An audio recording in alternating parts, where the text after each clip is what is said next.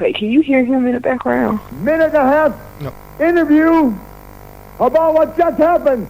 But you can't elude the fact that you're on the way to the hospital to get stitched up. You know what? Green is from Muda, red from Funk, sweating because I just wrestled the toughest match of my wrestling career. I'm unscathed because the bottom line is I passed my own test.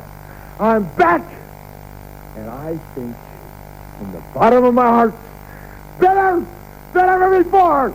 So Terry Funk, whether it's Atlanta, Georgia, St. Louis, Missouri, Los Angeles, Pittsburgh, Charlotte, Greensboro, the end of the world, you and I will fight until one man walks away from this.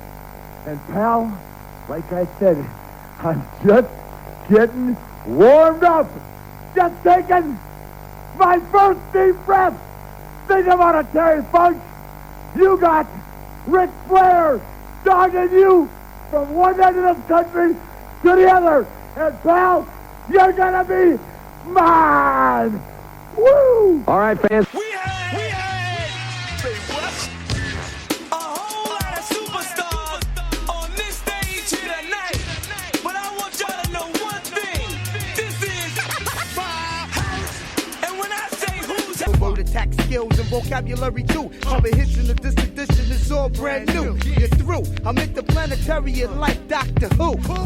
So who? Fuck your beef, no relief. I step on stage, girls scream like I'm Keith. What's up, everybody? Ring Time Pro Wrestling has done it again. Keith and Keisha are in the building. Keisha, where you at? I'm on vacation. That's where I'm at. Yeah.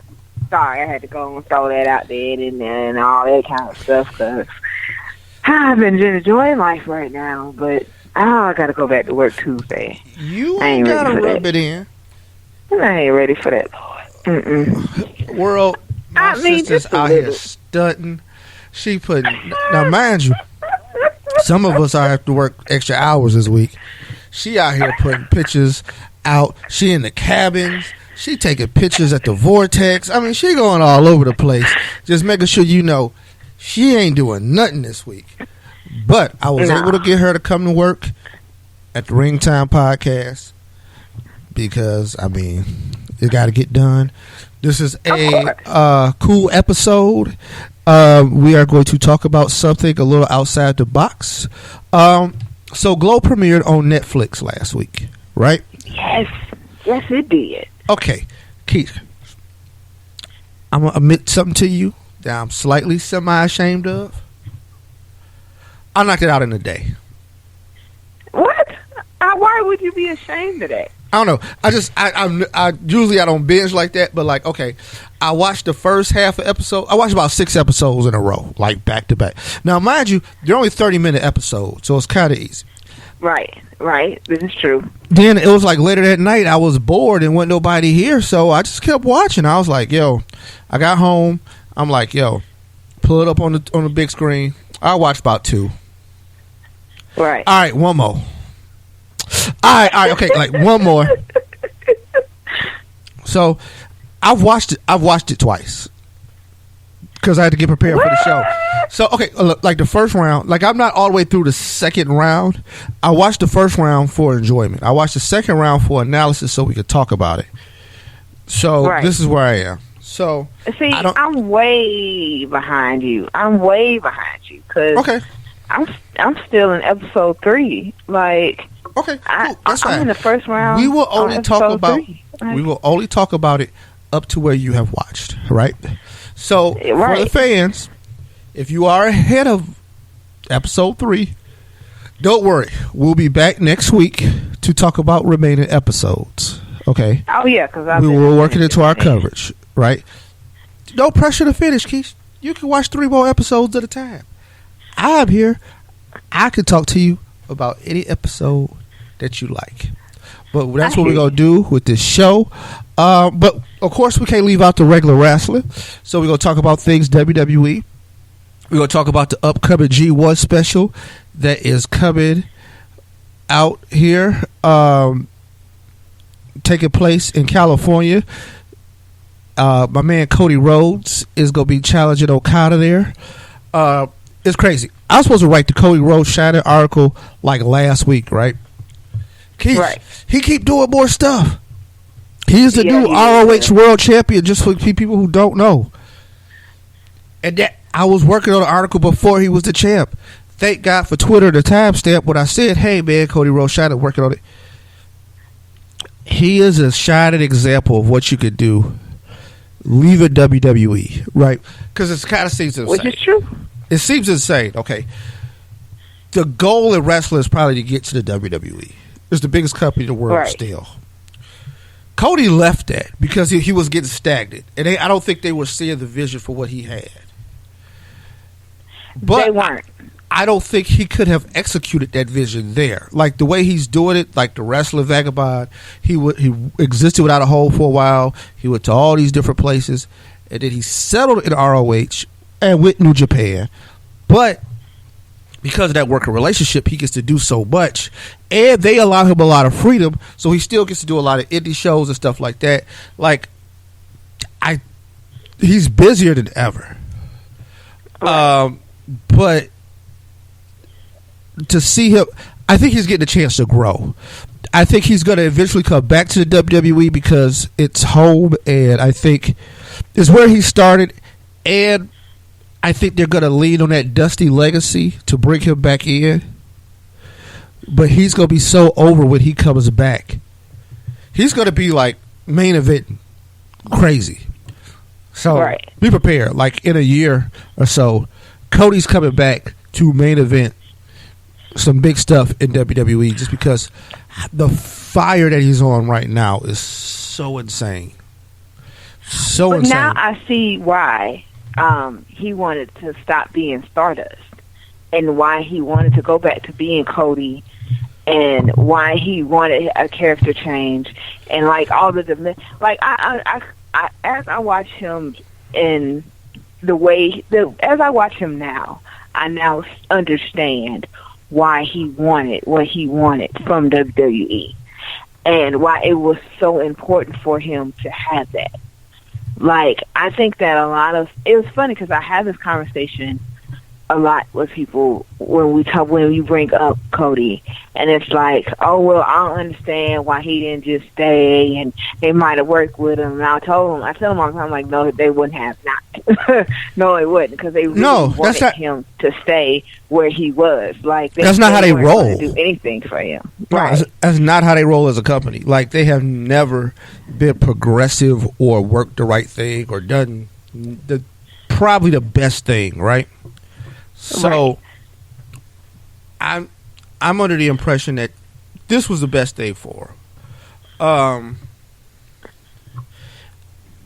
I want to say plus, here's the thing too. This is one thing I'll say for Cody Rhodes, and this has happened in the WWE. I trusted him when he says it's time to transition the character and do something new. He has had the best character transitions I have seen of anybody. Because, okay, there's one or two things you could do. You could either A, take the personality that you have and evolve it and find different ways to be that same person, i.e. Chris Jericho. Chris Jericho is just different versions of Chris Jericho with his time. And his always hit too. Like when he start wearing the suits and start talking real slow and start doing kind of the Nick Bockwinkel.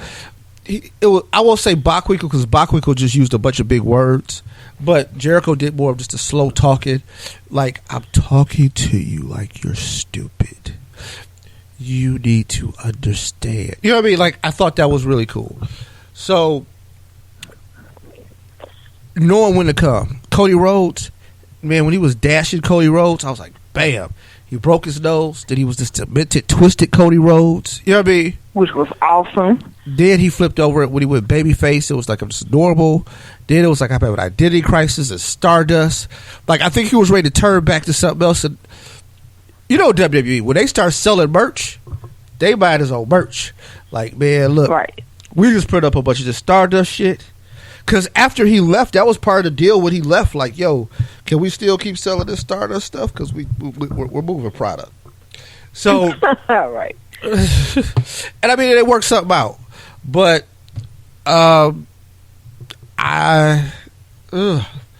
okay. But back to it. What he's doing now is crazy. And I'm interested to see how his transition with the Bullet Club goes continuing forward, because what you have is somebody who I feel like could challenge for the leadership spot. And I want Kenny Omega to stay in New Japan, but I would love to see where like he stay, because generally when people leave the Bullet Club, that's when they oust them out of leadership. I would like to see him be the one that's ousted but still in the organization, and then trying to combat the Bullet Club with like Cody Rhodes at the head. It'd be interesting. It's just a creative idea that I'm floating around. But all right, we're going to get back to it all. We're going to talk about a lot of things this week. New things with Impact Wrestling, new things with Global Force, birthdays, and WWE, man. So we go kicking it to Raw. Keish, how familiar are you with LeVar Ball? Like, here's the thing. I know our family. We talk a lot about sports, right? But me and you haven't had this discussion, so we're going to do it on air. Okay. Let's get to it. Okay. LeVar Ball. If we were to do if we were to do word association with LeVar Ball, I would say annoying. Like, I mean, am I really just? Here's the thing. Like, it's funny. Like, I can kind of get how people get that from him, but what I see from him is probably what a lot of guys see from him, especially, let's be honest, black men. You know what I mean? Right. I see a dedicated father who really go hard for his kids. Sometimes too hard, and sometimes he goes in the wrong direction. That's fair enough. And I had to write an article on Kind of Like Sports. You can check it out. Is he doing too much? And I said just a couple of months ago, is he doing too much? On the flip side of that, sometimes I look at my dad like, you weren't motivated enough. Wow. You could have pushed us a lot harder. See, no. I mean, okay. I don't knock that his tactics of motivation and all that for his sons, I applaud. His voice is annoying. I mean, I'm gonna. That's why I call him annoying, because his voice is annoying, and how much he like scream. It's like he's always screaming. Okay. Oh my God. First of all, people tend to like that on TV. Apparently, I don't know why. Also, so basically, it's not nothing personal. You just at that like I hate your face phase of this. Yeah, pretty much. Okay. But I get that. But I understand everything that he does. That's the whole part of it. I think that's the misconception of me calling him annoying. Like, no, I don't think like him. Everything he's doing is annoying, because that would be retarded to say. Because I get it. I get why he's passionate. No, I'm gonna tell you this. Not necessarily retarded to say. If you think everything he does is annoying, I cannot sit here and argue with you about that, because guess what, Keish? I can see how everything you can find doing is annoying. Now, what I will say is this. The NBA draft has came and went, right? Right. Now, I know you well enough to know you're not a draft aficionado. But who else do you know in the NBA draft? I can honestly tell you no one else. And as a matter of fact, after that, as a matter of fact, I didn't even watch the draft, honestly. But I was like, hey, did they draft Lonzo Ball? Then I find out, like, oh, it happened. Oh, okay, cool. And that was it for me. Like, I was done after that. I would tell you like this. Okay, so let's get it back to the wrestling. I want to say this because I saw a lot of people who said, I don't know why they brought him in, or they brought in a C-list celebrity. Because, okay, the Balls made a goof. Okay, and we're going to play the clip. Matter of fact, I'll play the clip now, and then I'll get to what I think. And also, okay, not all y'all went to school for marketing, right? I get it. But do y'all understand any basic principles of business? Because, I mean, one of the reasons why I went to school for business because I knew it was easy for me, right? Mm-hmm. I grew up in a family business. Like, I don't know if people know this, but it's kind of where I learned how business is supposed to work, right? I was able to help work there from the time I was like 13 years old. So I got a real good understanding from the best businessman I knew, Thelma Quinn. So when I see things, I understand why it's done on both sides. Some of y'all, I don't think y'all got the basics. I don't think y'all understand that, like, entertainment is about getting eyes on the product, right? Let me tell you right now. Keish, we do this show. Think about a celebrity you absolutely hate. Right? Detest. If I said, okay, Keish, we could get him on the show. Him or her. Because it might be her. Right? Right. They don't even belong in pro wrestling. But they can get us 1 million downloads. Do you veto or do you say, fuck it, let's run with it? Oh, I'm running with it. Right. Well, I'll roll with it depending on who the celebrity is. I'm not going to honestly say that. I mean, okay, put it like this. As long as they don't cause you to compromise your moral fiber, right? Like, it can't be somebody that's like a known rapist or something. But just somebody you don't like, and then, hey, there's a chance you might get to have some back and forth with this person. And give them some shit. You know what I mean? Oh, yeah. Yeah. I'm all for it. Because I know that in the end, like, it's going to get us what we need. Right. And we're going to be good. So, yeah, I'm all for it. If that's the case. Like, I can deal with it. You know, I can suck it up. Right. You know, I can be Angela Yee for a second. You know. Right. Funny. You get on my nerves, boy, I'm telling you. Okay. Sorry, y'all. I had to throw that out there. All right. So, you don't like Yee. That's kind of funny. I'll reserve my opinion because, I mean, I might need a job. I don't know. Anyway, here's the thing. I'm gonna go on it like this. We're gonna play this clip. We're gonna talk about it because I think there's some macro discussions we can have that's kind of fun, and then we'll get into the rest of Raw, right? Because the rest of Raw kind of is a little. There are some very, very good things, and then there's just some like, but I thought overall it was a good show. I left Raw happy, right? Right. But let's play the clip, and then we'll talk more about what happened because it became very controversial, and I'm gonna need certain people to not get too panties in a bunch about certain things because you're not allowed. I'm sorry. But let me go here and play this clip, and we'll be back. Hold on.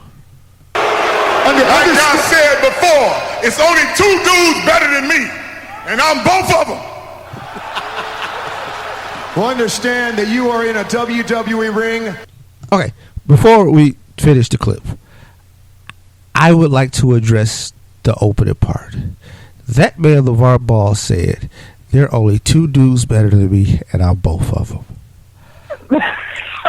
I do not know exactly what that means, but I thought it was cool. I was like, I ain't gonna lie. I said, one day I won't say that to somebody for some reason. Like, I know I am. I wrote that line down in my head. I said, I'm gonna say that to somebody for some reason. I know I am. For a slight moment, I felt like I was listening to Uncle Bobby. Oh, shut up. Shut up. But I mean, I'm laughing, but that sounds like something he would say. Like, okay. Or Keith Sr. Keith Sr. might have a moment where he would say something like that. Don't know. Keith Sr. would say something like that. Like, we can just honestly just throw that out there. Yeah. We love you, Dad. But it would happen. Yeah, I just also one of the reasons why I don't find LeVar Ball that outrageous. Some of the things our dad says around our family, I'm like, whoo, boy, if this ever got on TV, I don't know what we'd do.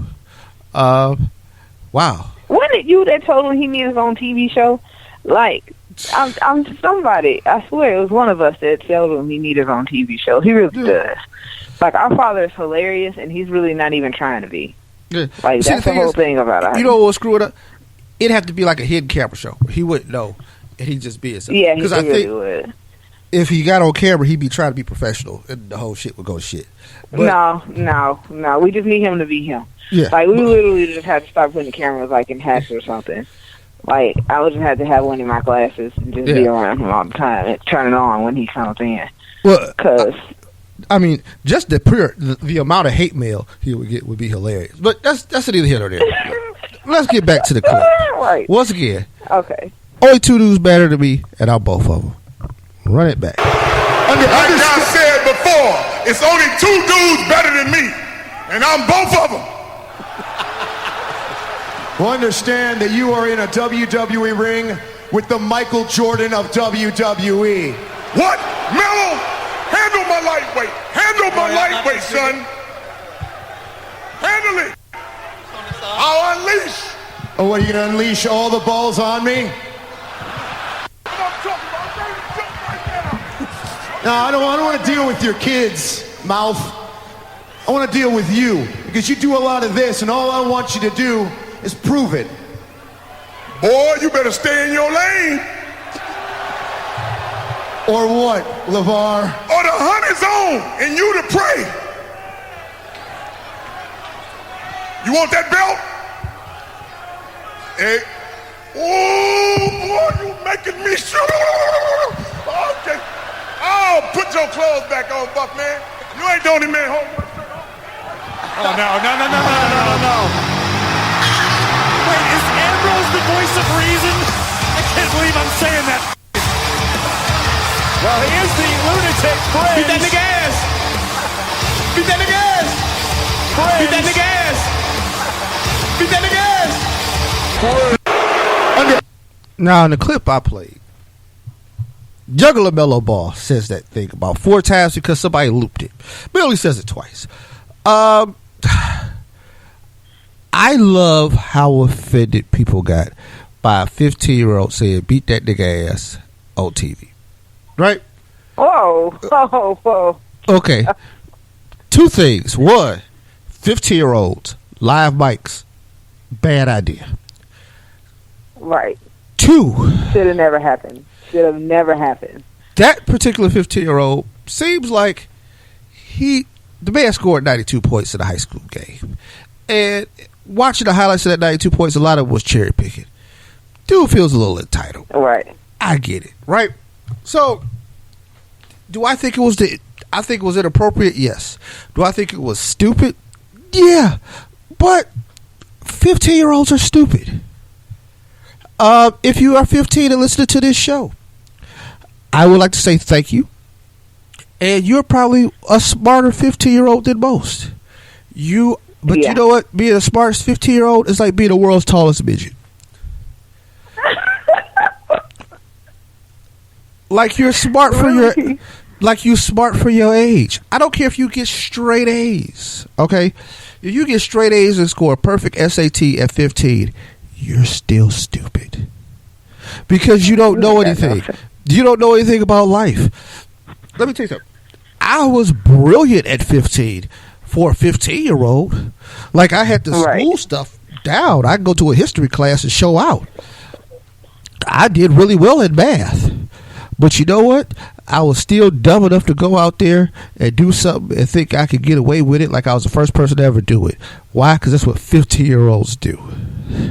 So, yes, that 15-year-old thought he could say that on a live mic because he was sitting there with his brother who was like 19, who's only slightly less stupid, mind you, even after a year of college, because 19 is only slightly less stupid than 15. Yeah, you're right about that.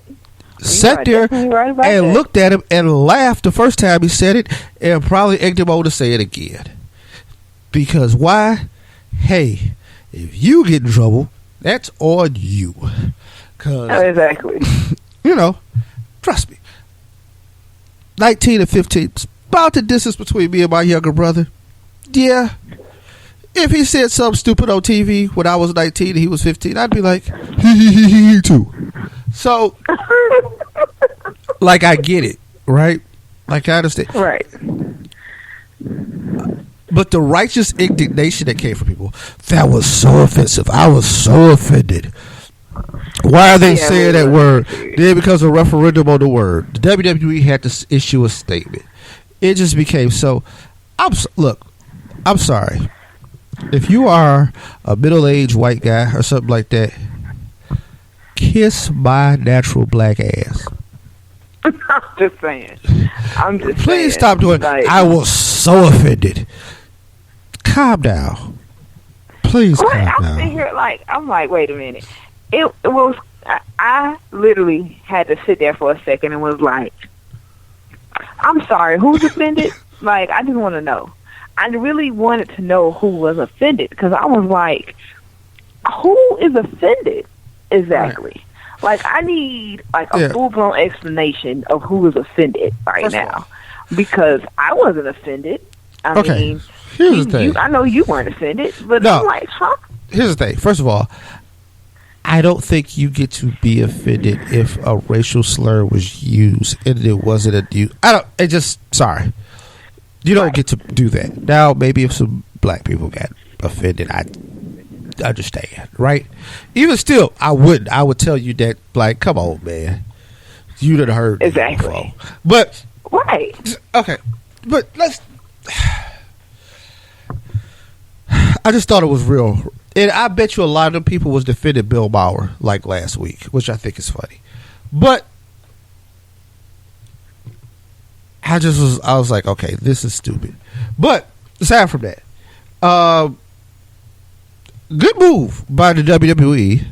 Good move by the Balls. Because here's the thing. They had big baller brand everywhere. I'm sure they sold some more t-shirts. Now, you know when people was clowning LeVar about them shoes, and they like, oh man, he only sold about 300 shoes. Hey, at $500 a pop, you know that's $150,000. Like, I mean, if people could count, I'm sure 5 million eyes on that show of people who wasn't familiar with the big baller brand, who didn't really care a lot about basketball, moved some t-shirts. You know what it also did for WWE though? It had a lot of people who don't usually watch Raw tune in to Raw. Or even if they didn't tune in. You know what ESPN ran? Coverage of Raw. CBS Sports talking about Raw. Every major news outlet was talking about Raw. Even after the incident. It was controversial, quote unquote. And I saw a lot of y'all nerds online like, hey, see, that's what they messed up on. Oh my God. Now that's bad publicity for the WWE. Man, they pro wrestling. Y'all dumbasses. That's the point. Right. And guess what? They're pro wrestling. Nobody's taking it that serious. This ain't the fucking Ivy Leagues. This ain't Harvard. Like, it's pro wrestling. Right. Them having a controversy doesn't matter as long as it's their own TV. All right? This is the same company who aired a skit of a man humping a supposedly dead woman. You don't think that they have a low bar for some of this? This is the same company that aired like a man dying and his son is a wrestler, and one of the wrestlers he was feuding with tied his casket to a car, drove off with the casket while the other guy dives on top of the casket being drug around. That happened. Yeah. Okay. I'm just saying. This is the same company that buried a man alive who later came back to life to manage the dude who buried him alive. But I'm just okay. All right. Well, let's not act like we was watching Shakespeare and something bad happened. So I just the righteous indignation went on. But let's talk about the good parts of this. Let's talk about the show. Roman Reigns came out to give one of his Roman Reigns promos, which I just can't stand. Keisha, am I confused, or is Braun Strowman the babyface of this? No, you're not. Well, I can see why it can be confusing because the crowd was chanting for Strowman. They wanted him to come out. Right, but the crowd is like, "Oh my God, die Roman, die!" And then like everybody's like, "Yeah, Strowman." It's like, I can't stand none of y'all. Yeah, I don't. That's where it comes confusing because it's like, are we supposed to hate him? Because we really don't hate him. Like, yeah, I mean, here's the crowd. I think Strowman is a guy traditionally fans would hate, right? Like he's a big behemoth. Initially, though, we didn't think he could wrestle, and I think he's came a long way with his wrestling. It's just like that match he had with Big Show, where we was like, "Hey man, why is this a good match?" Because you just expect those two big behemoths weren't gonna have a good match, but they doing drop kicks and everything, and you find out the guy's athletic. Okay, but besides the point, he shows up and he beats up the guy, just randomly attacks him. That's surely a heel thing, but because it's Roman Reigns, it is cheered. People are yelling, "Thank you, Strowman."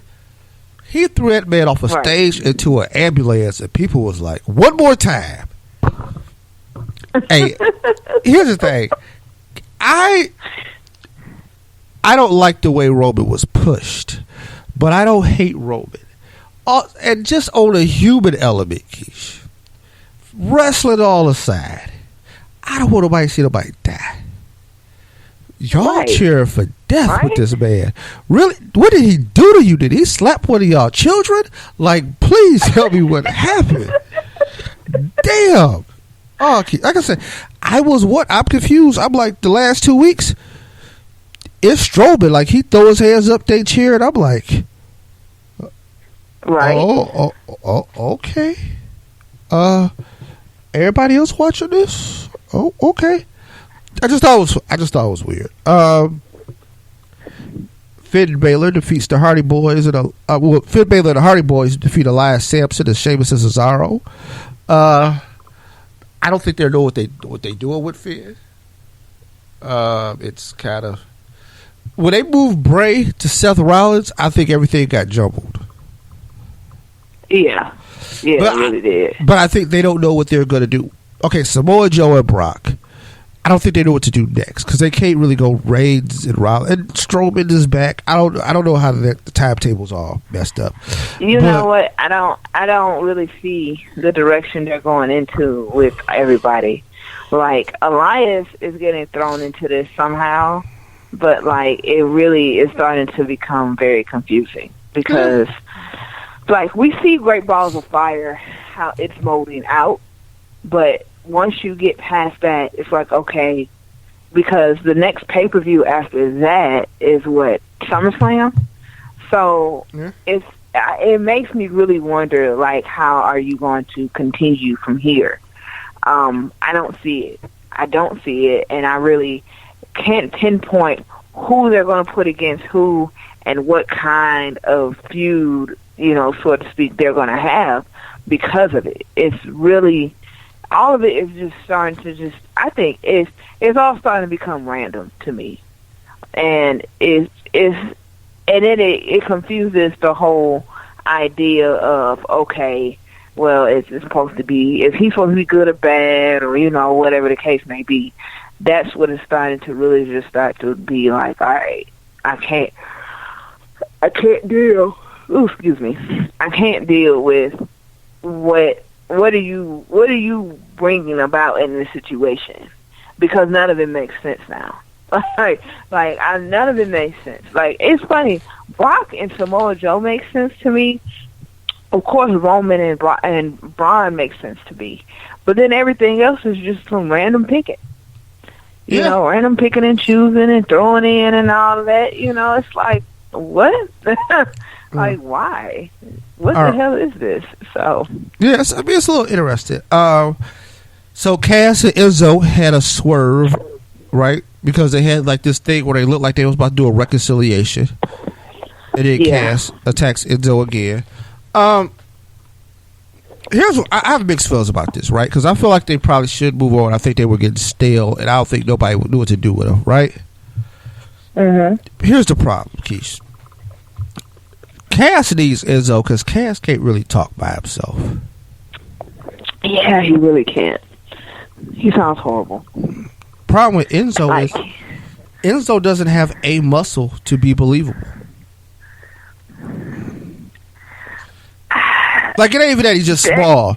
Like, he don't have like a muscle. Yeah, he really doesn't. Like, he's very small for a person. Yeah. Like, Also, like for a grown man, it is funny. I compare him to the other cruiserweights because that's pretty much the category he's in. He's still small. Like, it's, I don't know what to really say about that. So it's starting to become a confusing situation for the both of them because when you put it that way, it makes sense. You're right. They do need each other because Cass needs him to be his mouth. Enzo needs him to be his muscle. So I don't know how they're going to really separate them and make it believable, but I guess it's something we're just going to have to entrust, which I don't really do, but it's something that we're just going to have to entrust them to come up with. So who knows? I don't know. I can't really say. It's funny to know that the situation was going to happen, but right. Then it's really interesting to see the outcome play out from it, and you're like, oh, because in my mind, I'm like, I honestly, like, it's not like we haven't seen matches between wrestlers, you know, because of course we've seen Rey Mysterio face the Big Show, so it's not like stuff like that has never happened. No, still is a bad idea. But yeah, exactly. It sucks to even think about that kind of matchup. Like, are you really going to have Enzo face Cass? Because that would just be horrible. Like, I mean, it kind of has to happen, but I think Cass could really capitalize on it, especially if he found a manager or something. Yeah, that's true. I'm gonna tell you, highlight of the evening was Samoa Joe bum rushing Brock Lesnar. Like, that was awesome. He ran up on him and got that clutch in, and it was like, oh shoot! Like, I've never seen LeBrock. I said LeBrock. Wow. I would see Brock seem like he was in legitimate danger before. Right. This one is like, wow, you are questioning everything you've thought. Like, hey man, Joe ain't scared, and he taking a fight to him. Like, this is good stuff. Right. I know. It's very interesting. I thought it was awesome. Right. And I'm a Brock fan. Like, of course I'm a big fan of Joe, but it was because you know what it is to me? It's somebody that legitimately can put up a good fight with Brock. You know what I'm saying? Like, everybody sees Brock as the big, buff, strong, fierce beast. But, like, Joe looks at Brock and he's like, you're just another man. And the lack of fear in Joe is what makes this thing, to me, the best matchup. One of the best matchups they could have come up with for the title. Like, it's really starting to mold itself. And I was off at first. I was a little skeptical, but I was still like, okay, well, let me give this a shot because this is Samoa Joe we're talking about. So I have to give this a chance. And I'm glad that I did, because stuff like that, like when he did the scene with Heyman and put him in the coquina clutch, like, that was enough in itself. like, that to me set up Samoa Joe for, like, immediate stardom. Like, I was like, he's gonna blow up so big from this. But when he put Brock in that coquina clutch Monday night, that was it for me. Yeah, I mean, here's the thing. All the way behind that. I like it. I like he brought the fight to him. I like when Brock was getting up, getting his air back. He like, I did this to you. Understand? It further reinforces by did it. Great Balls of Fire, too small of an event for this epic matchup. But yeah, it really is. I'll leave that alone. Neville defeats Lince Daroda. Akira Tozowa shows up after the match and then finds out he has a cruiserweight title match against Neville. And I guess he's officially a part of that Titus brand. Oh my God. So, you know what I need in the Titus brand? A woman. Like, I was just thinking about this yesterday, right? And I was like, I'm going to bring this up on the show. I need a woman in the Titus brand. Like, I like the way that this is molding out, but I need him to represent a woman. Like, he needs to get one of the women from the roster. I don't care. As long as it's not Alicia Fox, like, I really need for him to get one of the women from the roster and represent them. Because I'm not going to lie, like, I kind of, like, can't stand Alicia just as much as Carmella. So, like, but that's a whole nother story. Anyway, I really need for him, though, to represent a woman from the roster in the Titus brand. Like, even if it's not somebody, I'm not saying he has to go for, like, a Sasha Banks. You know what I'm saying? But I need him to represent a female. I think that will mold all of this out. You already have Apollo. You know, you getting Tozawa on hand. Get a woman. Like, you can get a tag team in this and throw a woman in this, and bam, you have got some people. You know, make this a whole full. It was you that brought up the possibility of this being a stable. I think that would make it an incredible stable. Like, just go ahead and have all these people running in. And I'm not saying that they all got to win titles and make this whole, 100%. All I'm saying is, get a woman in this. Well, I'm just being random, but still, like, I think it would be awesome. I'm like, well, because I love the fact that he even created this in the first place. Like, this to me is an incredible idea, and I find it intriguing, when it comes to the world of management and wrestling. Like, I'm all in for it. And not only that, but to have Titus in the ring and, like, hey, let me set the example is even better.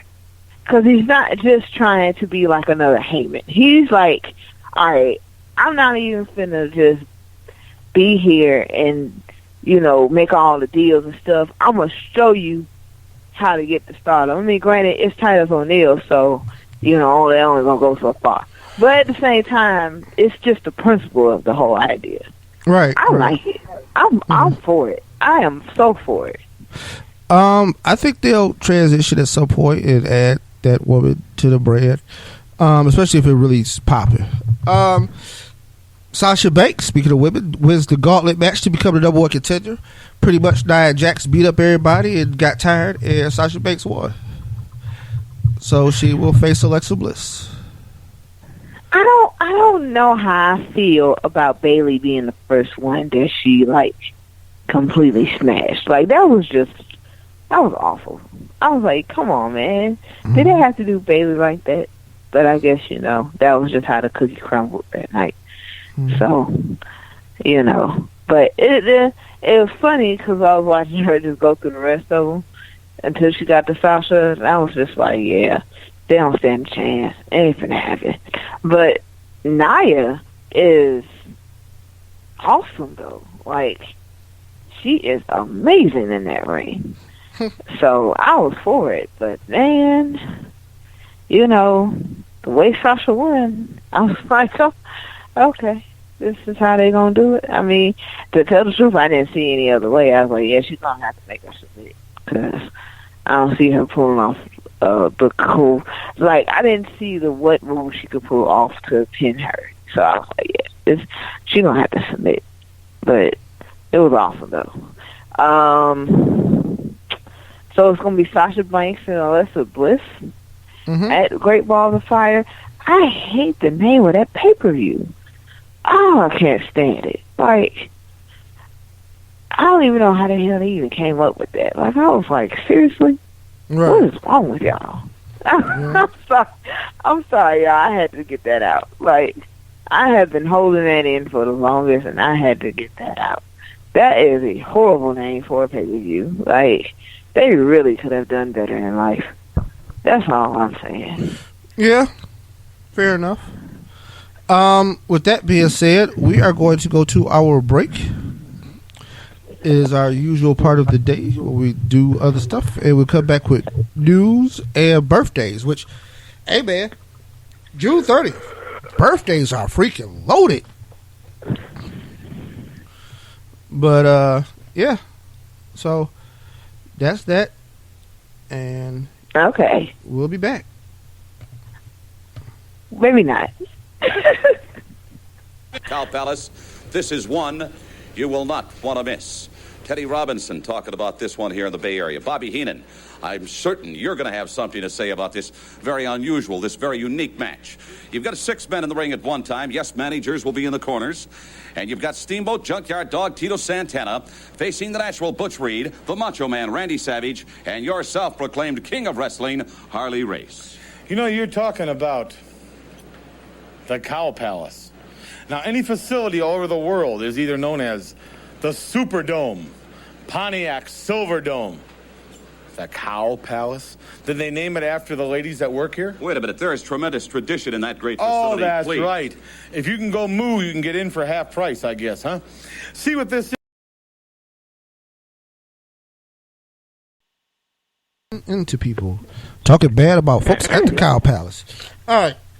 It is birthday time. Birthday! Do you know Alicia Fox turned 31 today? She's 31? Yeah. Oh, well, you know. You know what? I was going to make a comment about how she doesn't look 31, but then again, you know, Alicia a black woman, so, you know, that black thing don't crack. You know, she's gracefully Asian, you know, just on about her business. Because she only looked about 21, but you know. Maybe a little older, but not too much. Scott Dawson, one half of the Revival. Dawson turned 33 today. Seriously? Yeah, man. Out here. The aforementioned Cody Rhodes, who we've been talking about a lot at the beginning of the show. Cody turned 32 today. And last, Cody is only 32? Yeah, yep. I mean, he started young. Got in there early. Yeah, you right. I gotta learn these ages. Right. Keish, last but not least, Hall of Famer. Legend in various different territories for various different things. Mr. Wood, Terry Funk. One half of the Brothers Funk with Dory, but Terry, former NWA World Champion. One half of the only brother duo to be NWA World Champion. Terry turned 73 today. So shouts out to Terry, who's probably still trying to wrestle at 73. Yeah, we need Terry not to be doing that. That's all I'm saying. Right. No, Terry. Just let it go. So, I'll give you some talking points for the news, because the news is always fun, Keish. That's what you want to call it. Yeah. If that's what you want to call it, yeah. It's a whole nother level of fun, I guess. Yeah. The news can go from a high to a low in 2 seconds. I'm just saying. I'm going to tell you one that's very positive. A good friend of the show and a guy that me and you are both fans of. local Georgia guy here, Gunner, made his official NXT debut Thursday night at a live event in St. Petersburg.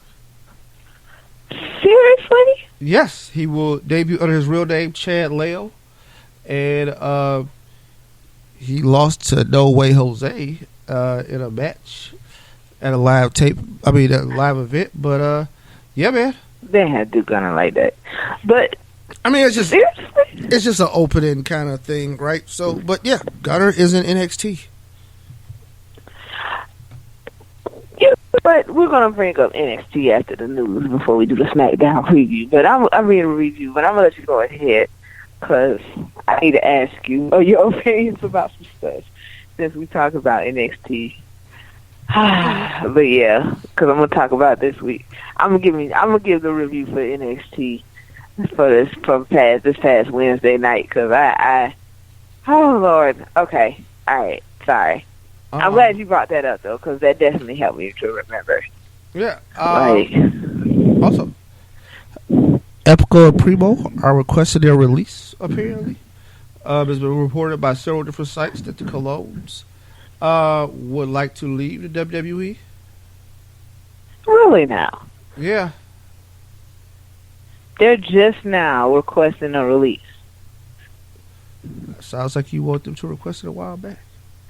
No, it's not that. It's just that, okay, in my opinion, I'm not saying they're a bad tag team. Because personally, I don't think they're bad at all.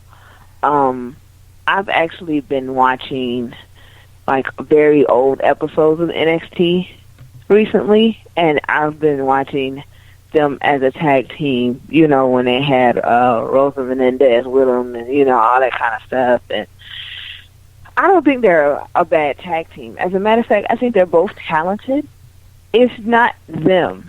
It's just what the company is doing with them that makes it so bad. Like, it's like, I would have thought that they would have asked for their release when they took them from being like Epico and Primo to them being with El Toro or El Torito or whatever his name was, and throwing them into the outfits, and, you know, changing where they from and, you know, how they look and all that kind of stuff. And then, you know, going from that to the Shining Stars and having them with these pamphlets of Puerto Rico and, you know, all this foolishness. Like, I personally have felt I thought that it was very offensive.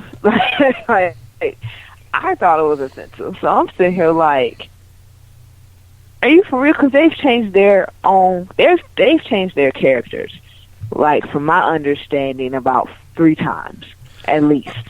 Okay, here's the thing. 1, nothing ever clicked because they suck. 2,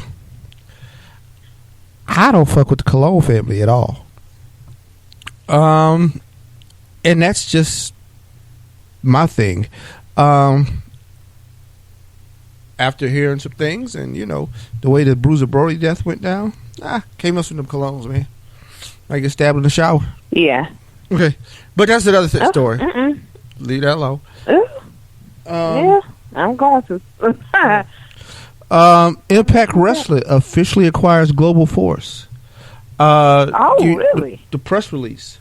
Which, I don't know if Global Force was just a work from the beginning, right? But right. Anthem Wrestling Exhibitions, subsidiary of Anthem Sports, parent company of Impact Wrestling, announced it has agreed to acquire Global Force Wrestling Entertainment. Jeff Jarrett, the founder of both Impact and Global Force, will join Anthem Wrestling Exhibitions as a member of its board of managers and equity owner and chief creative officer. So Jeff Jarrett gonna have the keys to the kingdom. I've even heard that Impact may be rebranded as Global Force Wrestling. But really, yeah, as I think this is going to be interesting. As you know, Slammiversary is coming up with the company, right, and nobody's really interested in their main event. So, yeah, that's still happening. But will they be? Will it be a pay-per-view still, or are they just gonna play it on Pop TV? No, it's supposed to be a pay-per-view. They still try to grow it, man. They still try to make it work. I think it's kind of interesting, but yeah, that's happening. Also, in these wrestling streets, New Japan World is now available on the Fire Stick and Fire TV, people. So, if you like me, when you want to watch New Japan, you had to have a Chromecast. You use a Chromecast app on your iPad, and then you sit there. You have to go to the Safari browser, pull up New Japan World. They'll tell it you want to Chromecast it. Then you Chromecast it. Then you watch it on TV. No more. You can just go to your Fire Stick, download the app, and bam, you got New Japan Pro Wrestling big on your TV. What app would you need to use for that? For the Fire Stick, it's just New Japan World. Okay. So you will look it up. It'd be there. You sign in. Bam. And if you don't sign, it's a lot of free content that they have there that they show it. So you get caught up on everything New Japan. They're going to be showing their live events. So when they do live shows and stuff like that, hey man, you wake up at 3 o'clock in the morning, you ain't got to do a bunch of things. Like I used to hook up an extra laptop to the TV and run the HDMI cord. Like I used to go through a lot, Keish. I hear you. But after the app with the Chromecast, it was cool. But now I have another thing, so it don't matter which room I'm in. I'm going to be able to watch my New Japan. Right. Speaking of New Japan, G1 Climax is kicking off with USA event. This is the first one that's going down in the U.S. Happening over this weekend. It's called the G1 Special. It's a 2-day event going down July 1st and 2nd. It's going to be awesome. The show's been sold out for a long time.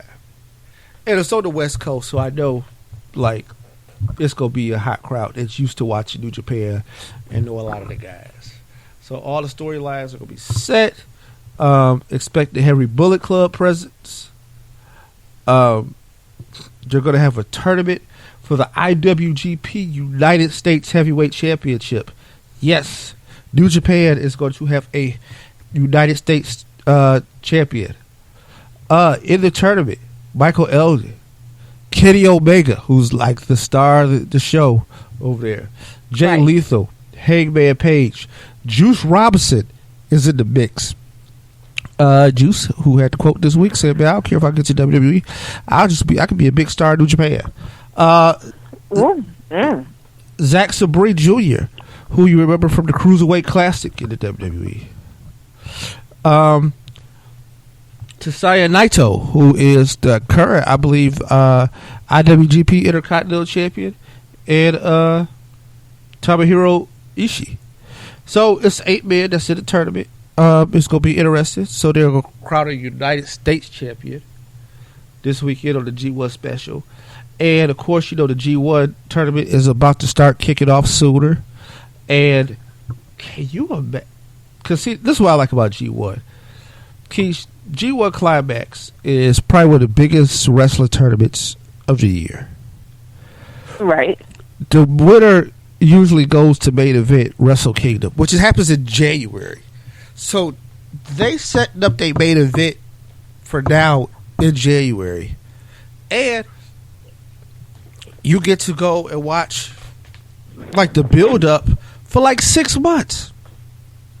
That's awesome. Because the champ is probably still going to be the champ there. One thing I can say, in the last like 5 years, only like 3 dudes that held this belt. It's been AJ Styles, Okada, and Tanahashi. And now it's pretty much been Okada, because Okada's the man right now. The story of him trying to overcome Tanahashi is one, I think, for the ages. And now he stands in a roadblock between Kenny Omega trying to come into the big. So it's kind of a thing. Like, I wouldn't be surprised if Kenny Omega won G1 this year. And the Wrestle Kingdom this year is when he finally gets over. Who knows? Or maybe not. Like, he just never gets over it and somebody else comes along in the feuds. But the G1 Special is going down tomorrow night. I think ASX is showing it. I know the Fight Network is carrying it. So, you know, Google, look around. I'm pretty sure it's probably gonna be on the New Japan app. But hey man, I would take time to make sure I see this special. Matter of fact, I am going to give you the TV for this. ASX is going to broadcast it live, 8 o'clock Eastern, 5 o'clock Pacific time on Saturday, July 1st. So, be there, be square. And, of course. I don't know if Jim Ross is going to be still doing commentary because, you know, now he's got to deal with WB, da-da-da.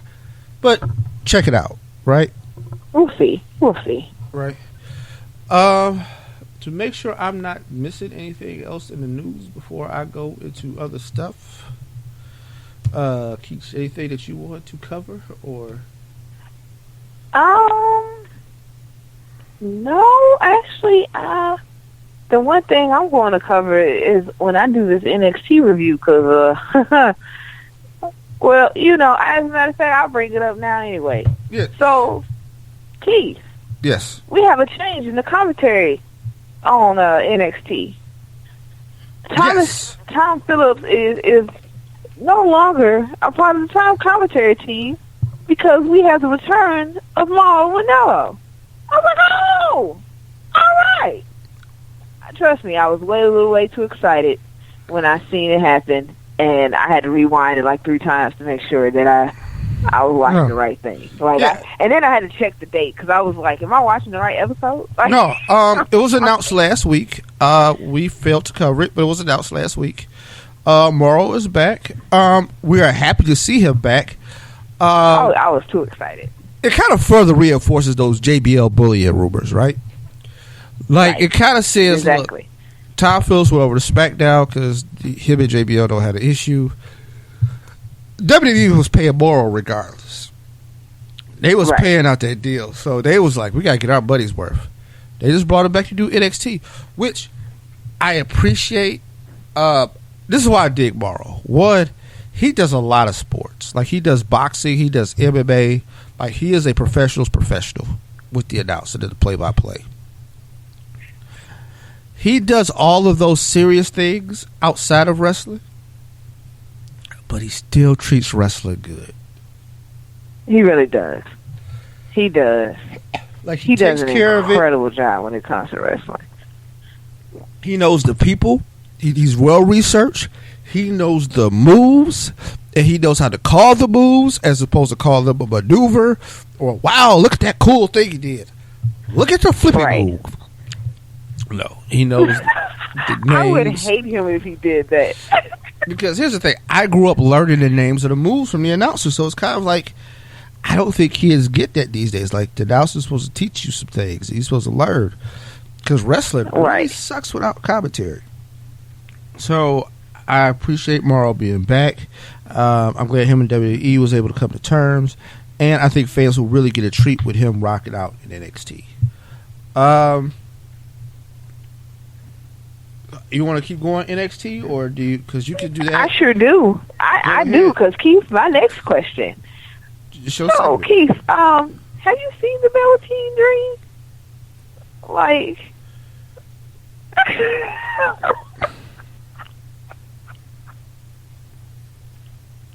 I'm laughing at this pause right now because I have yet to ask you your opinion on the Velveteen Dream, and okay. I just want to know what you think of him because I had to when I first let me put it like this. When I first seen the promos for his debut, I was like, the Velveteen Dream? Who is this person? And then I seen him, and I was like, is that who I think that is? And then I looked it up and I saw it. I was like, okay. Why? Like, okay. Like, okay, the name itself is crazy, right? But they've been trying to find something for this young man. You realize he's only 21, right? Yes, I am aware. Sky's the fucking limit. I think it shows his range and versatility, for one. Right. Yeah. I'm excited that this could be the guy who makes it out of Tough Enough. Out of all the people that was on Tough Enough, he didn't win Tough Enough. Yeah, he didn't. Yeah. But I think it gave him exposure to the world. And one thing I know about this young man, and this is why I'm proud of him, he takes this shit serious. Yeah. Oh, right? I have to honestly give it to him. He is playing this character out. Because you know what? I mean, all the way. I think because he's the kind of guy who, because he loves the business so much, I think he takes Dusty's words to heart, right? Dusty, when people ask Dusty about the polka dots, like, why did you accept that gimmick when you were the icon, right? Right. You gotta remember, Dusty was Dusty when he came to WWE and did the polka dots. By then, he was like the American dream for real. He was from a school where he said they give it to you and you make it work. I think Patrick, a.k.a. Velveteen Dream, is out here making it work. Now, I would love, and I probably have to get one of my favorite independent wrestlers in Georgia, Mr. Anthony Velvet Hall, on the show. It's something I just haven't asked him but I would love to get his opinion on the gimmick because that man has been Velvet, at least I know, for like 15 years. So, somebody's hijacking the Velvet idea. And, imagine, I know Patrick, because he's 21, is too young to know who Velvet Jones is. But I implore all you people under the age of 35 to Google Velvet Jones. He is a motivational speaker. He is a philosopher. He has books and everything. I'm telling you, Velvet Jones. Oh wait, note to self. Oh yeah, because you in that age bracket. I forget, because there are things we talk about sometimes, and I forget that, like, yo, you are a part of that group. You have no idea who Velvet Jones is. Well, you know who he is. I sure don't. But you don't know who. Do I? You don't know. Velvet Jones was an Eddie Murphy character on Saturday Night Live. But Velvet Jones. Yes. So you know who he is, but you don't know who Velvet is. Yes. Understandable. Okay. But. Okay. I digress. Let's talk about the Velveteen Dream. I think I say, but okay, Keeks, you talk to a person who loves No Way Jose. I am not going to cancel any dispersions on the Velveteen Dream. This guy, I think, is going to make it work. Well, see, that's the thing that this is okay. This is what I'm going to hate, and I hope it doesn't happen, right? So the one thing that I've noticed has been a trend with some of the NXT characters is when they switch them over from NXT to the main roster, they change them in some way or another, right? You know, earlier NXT, they changed their character completely. Like when they changed Kruger to Adam Rose, or when they changed I forgot what his name was when he was NXT, but they changed him to Fandango. It was like Johnny something. And then it was things like that. You know, of course they didn't change Seth Rollins. They didn't change Seth Rollins' name, but they changed his character. Because Seth Rollins in NXT was like this rocker dude. But Seth Rollins, when he got to the main roster, was a member of the Shield. And then he changed it to what he is now. Roman in NXT was this suit wearing heel. Like, you know, he wore suits and he had these just the regular, you know, wrestling tights, and then he went to the main roster. He was a member of the Shield, and he's still like in that kind of persona. So I don't want them to take the Velveteen Dream and then change it to something completely different when he goes to the main roster. Because he's going to the main roster, but I want him to go to the main roster as the Velveteen Dream. Like, I wanted him to take that character and to put it on Raw, SmackDown. And personally, I'm already analyzing which show he needs to go to. But and I know it's early, but I don't care. Yeah. I mean, as currently constructed, it looks very SmackDown-ish. But yeah, it really does. I don't know where he's going to evolve to. And 21, like I said, he may be at NXT for a while. I don't know how this is all going to work out, right? Because we don't know. I watched some old NXT keys and I saw Tyler Breeze. I'm like, he been in the company that long? Yeah. Shit. He has. Did he just get called up? Like, shit. Yeah. But it took him. They had to change his character in NXT because old Tyler Breeze was like, who? But once he was allowed to, I guess, add something to his character, then that's when it became better. Because Tyler Breeze, like the model, is way better than what he was before. Like, it's a whole different ball game in that sense. Like, right. It was awesome. His character change was greatness. I supported it all, but I digress. So he faced Velveteen Dream, faced Ho Ho Loon. He, of course, hit him with his elbow drop is incredible. Just to point that out there, his elbow drop from the top rope, absolutely awesome. So I'm just gonna throw that out there by myself. I just wanted to. We see Hato Tommy is doing a heel turn, and I am loving this right now. Like, he's in this process of doing one. They're trying to. It's kind of like a tug and pull thing right now with him and Hero. Cassius. Oh no, yeah, like it is awesome. Like, but it is. I needed to go ahead and complete itself. Like, I needed to go ahead because they're going in the right direction with it, but I needed to go ahead and complete itself. And then we've seen the first ever last woman standing match for the NXT Women's Championship between Asuka and Nikki Cross. Now, I will say this because I have been waiting to give this review for the longest, okay? These two women in the ring is absolute gold and greatness. Like, I really honestly thought that Asuka was going to lose that title Wednesday night. I seriously did.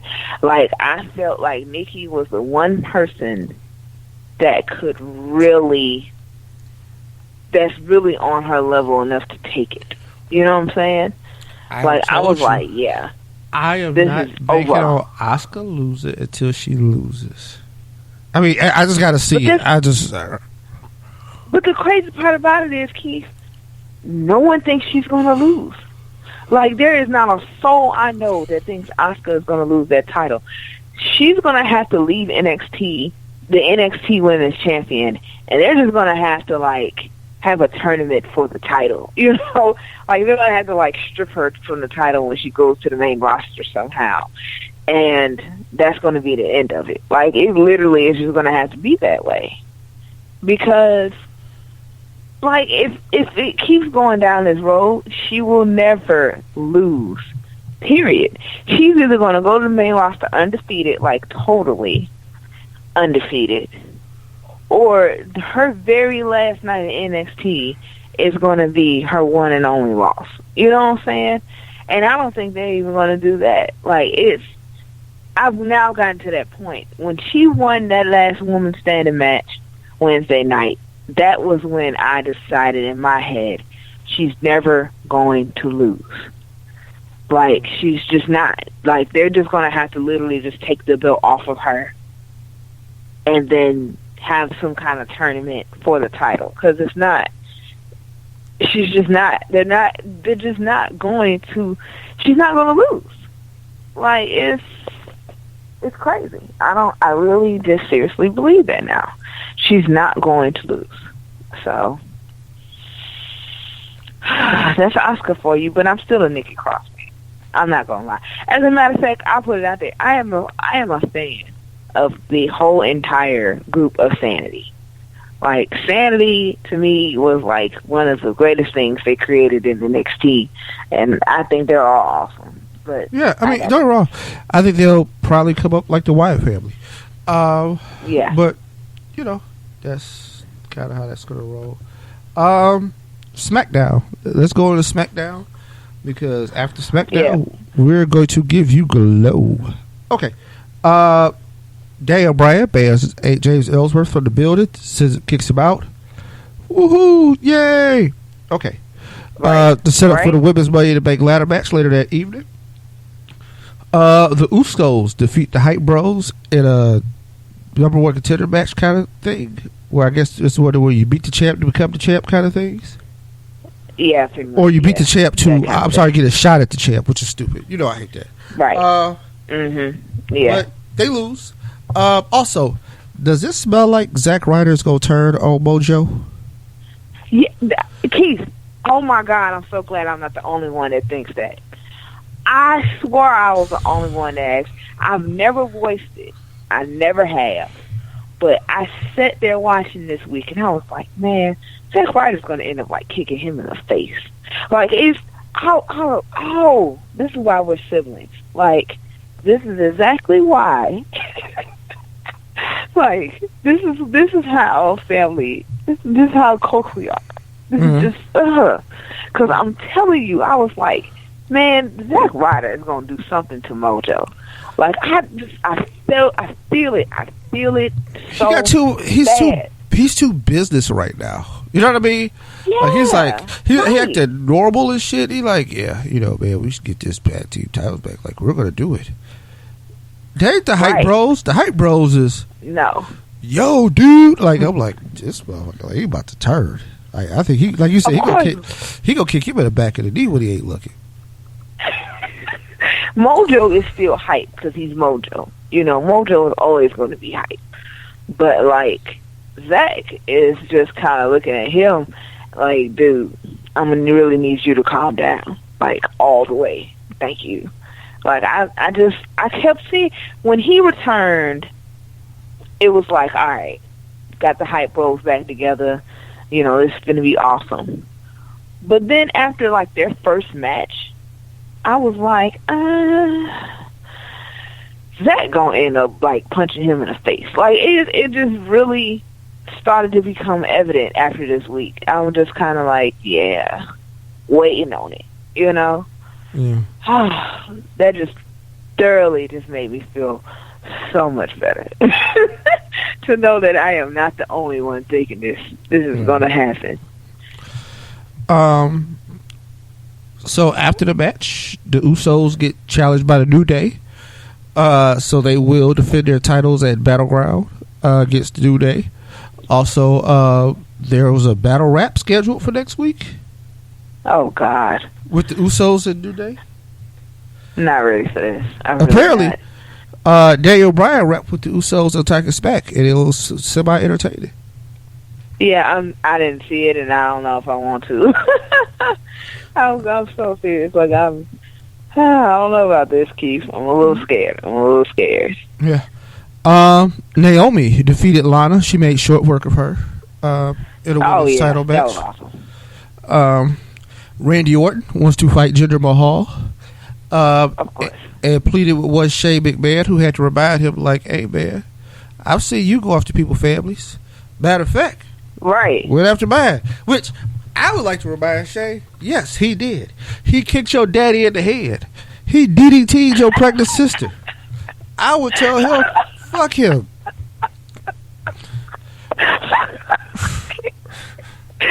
I don't want in the ring like, Keith, why you gotta bring up old stuff? Yeah, no, man. Look, beef forever. Bring up old stuff? I would have told him no, and that's what I would have said. I would have said, this beef is forever. That would have been it. No, you probably try to cold line him and all that shit. Like, shit gets real. But I hit him in the face with the mic. He's sitting there like, he was sitting there looking all confused, like, man, I thought we got over that. This ain't ever over. It ain't never over. This ain't never over. He really did punch Vince in the head, and it that was so rude. He had to do all that. But you know what? All right, backtrack. Yes, Randy is just kind of getting a taste of his own medicine because he don't win over. He don't win after countless families. So it's, dude, you have nothing to say. Like, please sit down. Just stop it. You will go after my father, sir. Like, how many family members have you went after? I need you to stop this. Your daddy ain't no saint. That man had a broken hand for like 7 years. They wore a cast on so he could hit people upside the head with the cast. Right. I'm just saying. Baron Corbin defeated Sami Zayn finally. Okay, so the funny part about Sami Zayn coming out was he interrupted the Canellisis, I guess that's how you say it, plural. He interrupted Maria and Mike, and it was hilarious. I actually was laughing, like literally laughing, because the looks on their faces was just like, dude, what the fuck? Is this for real? Yeah. You know, I think Sami Zayn is annoying. I really should get beat up. Baron Corbin, a lot of faith in Baron Corbin. You want to know a fun fact? He just recently purchased a house from the Big Show. Are you serious? Yes. Do you know who the Big Show purchased that house from? Who? The Undertaker. Wait a minute, time out. So, Big Show bought a house from the Undertaker, and Baron Corbin just bought this same house from the Big Show. Yes. And do I got this right? Like, yeah. Big Show bought it from Taker. Corbin bought it from Big Show. So this is like some kind of wrestling heirloom. They digged the house because apparently the house is made for tall people, and Corbin's like 7 foot, so he not has. It's a hole made for a bigger guy. Well, I kind of figured as much because Undertaker's like what 6'10", something like that, and then Big Show, of course, is 7'2". So, yeah, that definitely would make sense.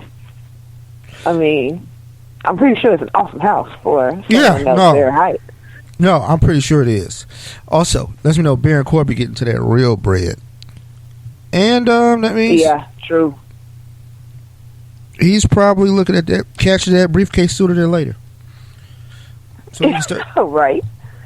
He need that title money to make them payments. But yeah, that happened.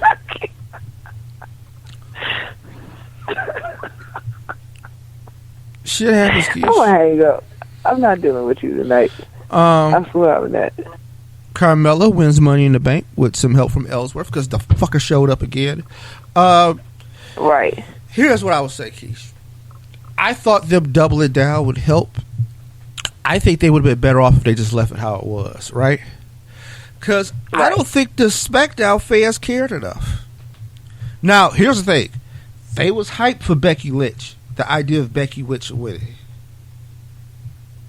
Like, they messed with that idea. If we just go on crowd reaction, but they didn't have nothing for it. Like, and I mean that in like the sense of they didn't even have any hate. Like, it wasn't no booing or nothing. It was just like, so she got it back. Ooh. Right. Yeah. Right. Exactly. That's to me, that's more horrible than everybody like booing and can't stand her. That's worse. Well, it's because not. It's remarkably worse because I mean, the goal was buoy and can't stand what you got out of last Sunday. You don't have that anymore. You just got like apathy. You have like, I don't care. Right. As a matter of fact, I think I think that most people believe that she was just going to get it back anyway. Yeah, I mean, okay, so, and there was no surprises. This is what I thought when I saw that she won again. This was my initial thought process. So they had the Money in the Bank again, so that they can try and cover up the backlash that was given from James climbing the ladder, grabbing the briefcase, and dropping it down to her, only for her to win again thanks to additional interference by him. Because even though he didn't climb the ladder and grab the briefcase like he did before, he still interfered in the match itself. So what was the point in redoing this entire thing if you were going to have him interfere in the match again? Why even go through the whole process? You're right, Keith. They could have just left it as it was and been done with it. You know how far she could have played off of that with it being left as it is? Yeah, I hated it, that the match happened like that in the first place, but at the same time, everybody did. Everybody couldn't stand it, and had it stayed that way, it still would have the same emotion and feeling to it. I still would get on this show and be like, well, it wasn't even her that climbed the ladder, it was him. We would still be talking about it, but we're not, because they had a whole nother Money in the Bank just for her to get up there and climb that ladder herself and grab the briefcase with the help of him. So, at the end of the day, what was the difference between the Money in the Bank from this past Tuesday and the actual first match itself at the Money in the Bank pay-per-view? Mm-hmm. Except for the who grabbed the briefcase from the top. Who grabbed the briefcase from the rope is irrelevant if Carmella is the same person that still has it. What was the point? So, to me, had y'all had a second Money in the Bank and gave the briefcase to somebody else, then this match, the second one, would have made sense. But for her to be the one to still win it with little assist, but still with an assist from him, that was just a waste of time. Like, you didn't even have to do all of that. You could have just left everything like it was. At least she still would have had that heat on her all the way up until she cashed that thing in, and even after the fact. Because this, to me, is what is building her up. Was that. It was like, okay, as much as people hate Ellsworth, that's how much attention she's getting. Because she has him with her. And it's not because of him that she's getting it. Because I'm pretty sure Carmella would have probably did something down the line to give herself this much attention. But at the same time, Ellsworth was helping. The pairing of them two is now becoming a very understandable situation to me. Because in all honesty, I couldn't stand either one of them equally. So it was like, oh, now y'all put them together? Well, this is going to get real annoying. But my reaction to them is what the company wants. No matter how you see it, it's a reaction. Right. So with them not even giving the reaction to Carmella Tuesday night when she grabbed that briefcase, they already did all that. They did all of that when she did it at Money in the Bank. Y'all took all of that away when you decided to do it again, and then in a different way, you did the exact same thing. You did the exact same outcome, just in a different way, but it was still the same elements. Ellsworth, because come on now, who didn't think that Ellsworth was going to find his way back into the building? I was waiting on it. Really? Now, no, I wasn't expecting I wasn't waiting on him to climb that ladder and for him to grab the briefcase again like he had did before. But I was like, yeah, he's going to interfere in this somehow. He ain't going to stay away from this match. So, let's be real. Like, seriously, stop trying to insult my intelligence. Fair enough. That's all I'm saying. Yeah. With that being said, we are going to take our final break. On the other side, we are going to talk glow. It is all glow for the rest of the show. So, be prepared, and we will be right back.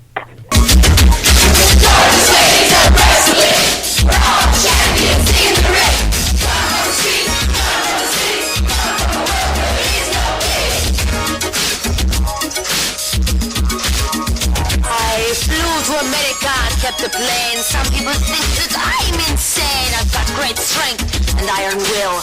I am not afraid to kill. Funny tail and tapping feet, a dimpled face and smell so sweet. Don't ruffle up my ribbons and lace. I'll tap my toes all over your face. I'm Spanish red and I love tequila. When my blood gets hot, I'm even meaner. I'm American, just like all the rest. If you say I'm not, you get the Spanish press. Okay. You wish you were in mother's womb. Instead, you'll have to choose your doom. A nice restricting body cast, or I can fly your flag half-mast. Come fight with me and you can expect I'll do much worse than break your neck. An ambulance is what you'll desire, cause I'm going to set your face on fire. When I wrestle, you'll want to cheer, cause I'm a winner and I make that clear. All my opponents know I'm a stud. What can I say? It's the Italian blood. So it's a housewife from Newark that you really must fear. We don't wrestle often, just a few times a year. This is Phyllis and I'm Marlene. We're from Newark, New Jersey. That don't rhyme. No. Wait, they don't rhyme. That's stupid. They don't rhyme. Newark, you're taking out valuable camera time and that don't rhyme. Phyllis and Arlene from New Jersey. It's stupid. Look, all right, look, you want to write it? Fine, write it. I come here. I come here responsible for my part. I do my job every time. Just for herself. I do. You have to think of things that match with rhyme with Arlene. Fine, tell me then. What rhymes with Arlene? Serene. Serene rhymes with Arlene. My name is Arlene. I'm very serene. But you ain't serene. Yeah, and you know what? I'm not serene because you're driving me up the wall. Yes, you had to hold back a curse word. Sam Banks, wrestling champ. Come on, ladies, give us a hand. Pleased to meet ya. I'm Aunt Kitty. All my girls are hot and pretty. I train them hard, so in the ring, you'll see my tigers do their thing. My girls have the strength and speed to wipe out all of Kitty's breed. That's right. And when we're done, please don't be bitter. Cause all that's left is kitty litter. In the ring, we're gonna have fun and do our own thing. That was one of the versions of the glow rap. There are a few more. We are going to talk about the gorgeous ladies of wrestling, Glow, the series that premiered on Netflix. Now, Keish, you were too young to remember the original Glow. Mm-hmm. So you have a very unique, fresh perspective. I myself remember Gorgeous Ladies of Wrestling. I remember its reincarnation. I tell you about the characters. So I'm going to go into a lot of things here. This is going to be fun. We're going to talk about the first 3 episodes. Keep that in the box. Keish, favorite character so far? My favorite character so far, Cherry. Cherry's hilarious. She's my favorite character so far. You know, I would say I like Ruth, but Ruth is like, I don't know, it's something about Ruth that's a little annoying to me. Like, yes, I don't really... No. She fits I'm that not really mold. into Ruth like that. Ruth is annoying. Ruth like, okay, you're supposed to care about her, but the characters on the edge are still so interesting. Yeah, they really are. First of all, the casting of Mark Maron to play Sam Silva is funny. Mark plays a very good Mark Maron, because that's a lot of what he's doing. He's playing Mark Maron even when he's not Mark Maron. Because yeah, he really is. If you listen to WTF, it's like just him being himself, which is hilarious because he don't care what he say to people, and it's like, ooh, like the term "womb goof," I think is probably the most insensitive thing I've ever heard somebody say. Yeah, that was awful. That was awful. I was like, I need to turn this off, but I kept watching because that was just that was horrible. I was like, did he really just call that?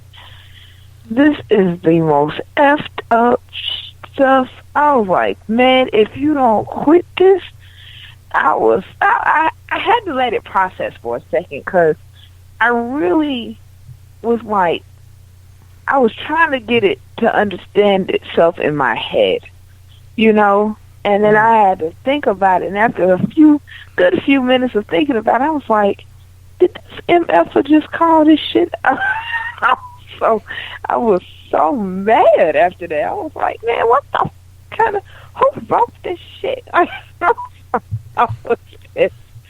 I was pissed. I was like, who does this? Yeah. So yeah, no, never in a million years. Yeah. I'm gonna tell you, it's kind of funny because like this whole thing.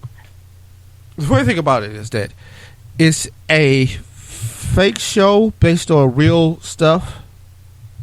So it's the ideas based on the real construction of Glow, but yeah, it's a fictitious show. Most of the characters don't line up with real life except for a few. Just like I forget who's supposed to be Mount Fiji, but they got somebody who's kind of similar in that reign. I thought it was kind of funny though. The characters that they created seem a little extreme. Very similar to real life characters, Keish. It's awesome though. So you know how Awesome Cog character is the welfare queen? Yeah. Okay. And they had the one girl who's kind of like the terrorist. They literally they actually had a character called Palestinia, who was a actual terrorist. Oh my God! The black girl that was on the show, her name was Ebony. You get it, just like the magazine. Right. There was an actual character called Jailbait in the original Glow. Just understand, it's the 80s. A lot of rules of society that we have did not exist. Glow did not come on in the middle of the afternoon either. It came on late at night. So there's that. This is what I would say. One, I thought they treated the wrestling very well. I thought what they did with the characters were they made them look like this. The character doesn't start to get it until they start to take wrestling more seriously. True. And also, everybody because a lot of people are not on board, right? Sam, the director of this, is not on board right away with the idea of running a wrestling show. He's a movie director. It wasn't his wheelhouse. And he made like a lot of weird slaughterhouse flicks when he made movies, right? Right. He eventually gets caught up in it too. Everybody gets caught up.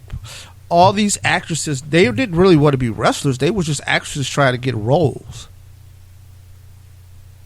Real life, 500 women showed up to that audition. They only took 12. 500? Yes. Whoa. Yeah, they started off with 12 women to actually do the actual show like they do on the movie or the TV show. They narrow it down to 12. But yeah, 500 women showed up for that audition. I mean, it'd be similar today. So you saw Johnny Mundo, a.k.a. Johnny Nitro, a.k.a. John Morrison, in the early part as a trainer. Third show, do you get to see any more wrestlers or no? Oh, of course you see Awesome Kong, because Awesome Kong is one of the lady wrestlers. And then I saw Johnny Mundo in the first one. Okay. And have I seen any more wrestlers since then? No, I haven't gotten to any other wrestlers yet. All right, but I do know there are other wrestlers in the show. I just haven't gotten to them. No, you will get a lot of surprises. You will see a lot of people. There was one guy I forgot completely about. I was like, oh wow, hey, I know that dude. So yeah, it's a lot of good cameos. I like the evolution of the story. How soon did you realize Ruth had slept with Debbie's husband? When they were in the car and she seen the keychain. That was actually it didn't even click in my head before that. Like it didn't even I didn't have the thought of that thought. Yeah. Until that happened. Didn't catch it until the first run. I mean, to the second run.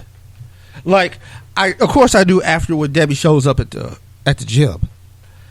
Did not catch it on the first run. You didn't catch that? Nope. When she picked her up, and she gave her that spare key to her apartment. Yeah. And she looked at the keychain.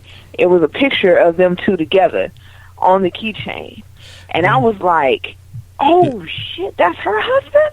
Yeah. Like, I was done after that. I was done. I said, how the hell is she sleeping with her husband?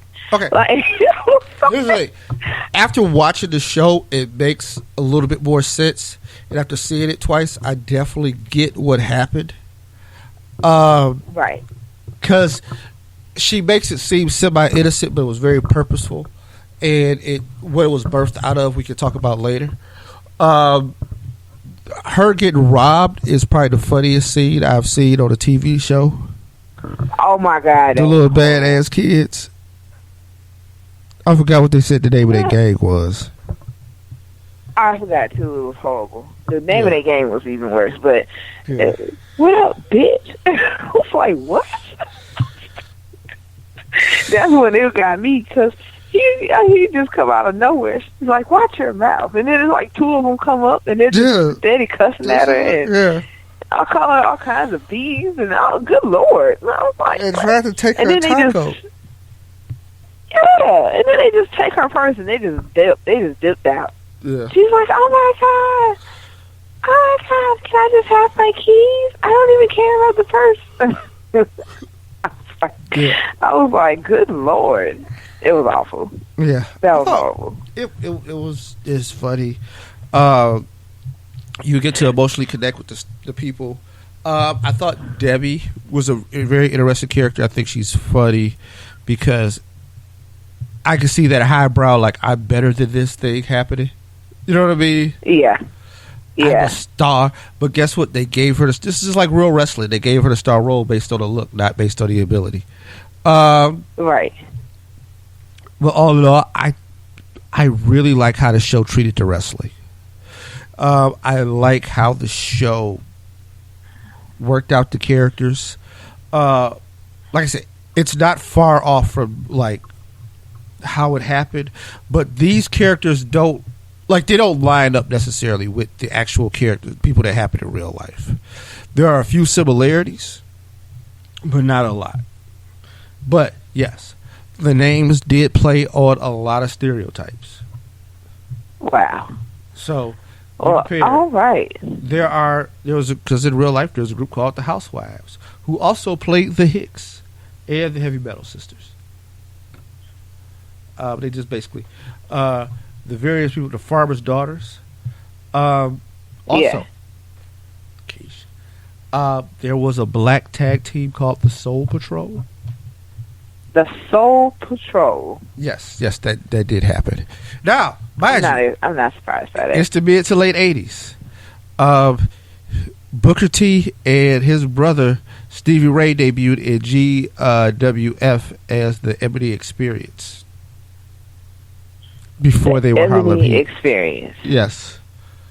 Oh, I mean, Harlem Heat was already just, yeah, in a sense, like it was already bad enough. Yeah. But hey, Booker T was what's called GI Bro. Yeah, I remember. Gonna go. Don't remind me. I'm gonna leave that for you. Don't remind me. Do you know who was a member of Glow? Ivory. No. From the Attitude Era was a part of Glow. Are you serious? Yes. She was in Glow in like 1986. It's kind of where she really started getting cracked. She was she left USC. Her name in Glow she was an Italian. Oh, Tina Ferrari. That's Ivory. So really, yes. You should Google some Glow and watch some old clips. They did some crazy stuff. They used to do these weird advertisements during the middle of the show. Like it'd be like, hey, because they needed ad money, they would sell stuff during the middle of the show. Like they had no shame. But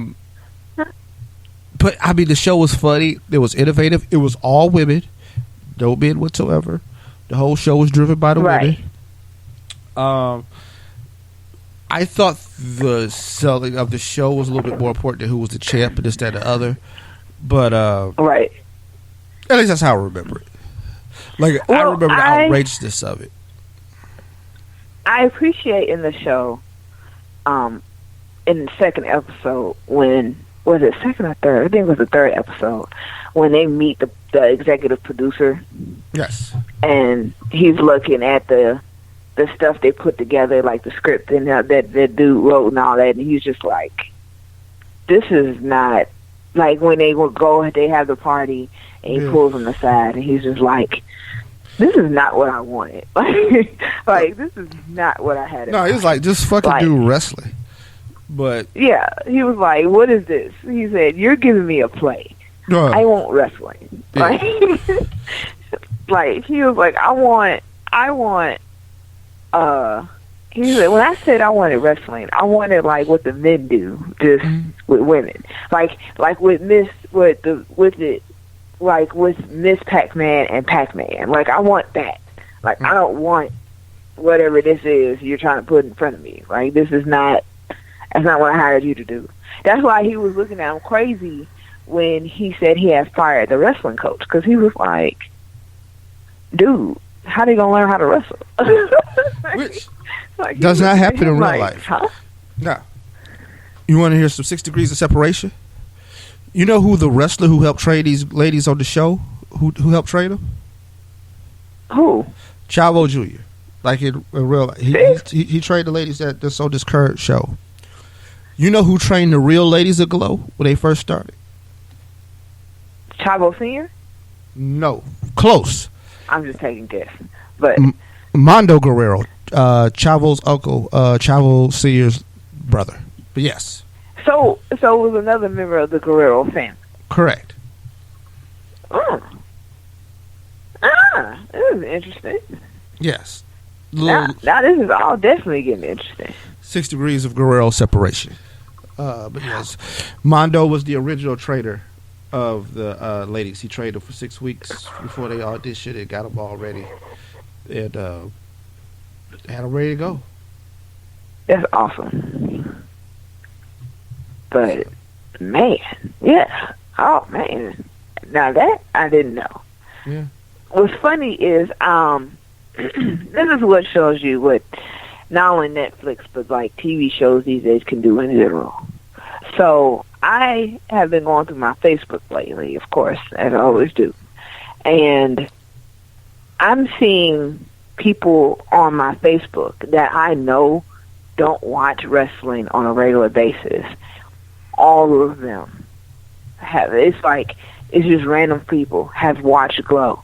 And if they haven't just watched a couple of episodes here and there, they've completely watched the entire season already. Like, and I know with a couple of them, I know for a fact that they don't watch wrestling, if not at all, on a regular basis. Like, they might watch it here and there, or they don't watch it at all. But they love Glow. Like, they was waiting on the debut of Glow just like I was, and they watched it. So they are completely into it. Some of them have already finished it, so they are actually ahead of me. But it's so far it's molding out to be like an awesome show. I actually have to say that I have not been disappointed at all, as I expected not to be. Like, it's not even just because it's involving wrestling. Like, it's a whole, because with TV shows, you always want to give it a shot. You know what I'm saying? When you find something interesting about it.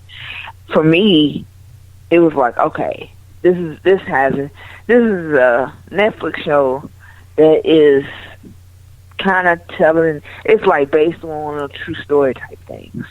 And I was like, okay, I've got to watch this, especially because it's involving wrestling. I know I have to watch this now. And I already watched Netflix shows. I mean, I've watched at least 5 of them. So this is nothing new for me. And I know, Keith, you're into streaming stuff too. So, like, I knew for this was a no-brainer. I appreciate the creation of Glow.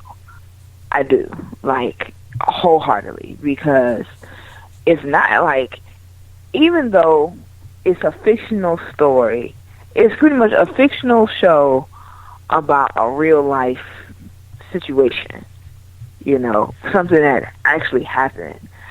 It's still interesting to watch. So I give it that much. I love it. But I plan on finishing it by next week. Yeah. Like, I know I'm going to finish it by next week. Right. So, like I said, I would enjoy it. Also, there's a wonderful documentary about Glow that I think is on Netflix. I would recommend anybody watch it. Is it Lady of Dynamite or Lady Dynamite? Or Lipstick Dynamite is another documentary about women's wrestlers, which kind of covers the beginning, which features Mae Young in the documentary very much, and Moolah. You know, Mae Young name is Johnny Mae. You know how she got that name? Like, how? Her dad named Johnny and her mama name was Mae. Oh, right. So that's the most country shit. Yeah. Like, her first name was Johnny? Like, that's not. No. Huh? No, I mean, women had that name. Especially the country. You're right. Yeah. Glow, the story of the gorgeous ladies of wrestling. It should be on Netflix also. So I would recommend people watch that. Just to give you some background and understand how everything came about. But yeah. So next week we will talk about some more episodes and have some fun. Keish, anything else you want to kick out to the world? I just want to say, everybody, don't get too stuffed this weekend. Don't be eating and then trying to drive, because you know you're going to be sleepy. That's about it, though. I don't got nothing to do with that. That's about all I got to throw out there. I think we've covered everything else. So, wait, next week is going to be our Balls of Fire pay-per-view, isn't it? Yes, it is. Yeah. So, yeah. Well, everybody tune in next week, because that's going to be interesting. Yep. That's definitely going to be interesting. Goodness gracious, great Balls of Fire. And we will holler at y'all next week. Peace. Bye.